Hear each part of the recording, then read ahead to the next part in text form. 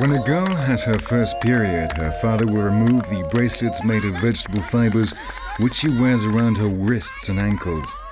He then cuts off her braids and places on her head the ekori, the women's headdress. Komane is now ready to get married, and her parents will decide who should be her future husband. Polygamy is practiced among the Himba, and Komane may have sexual relations with whoever she wants, provided she asks her husband for permission. But it is important for a woman to be the first wife, as this confers certain privileges such as the care of the sacred fire, which give her a more dignified status.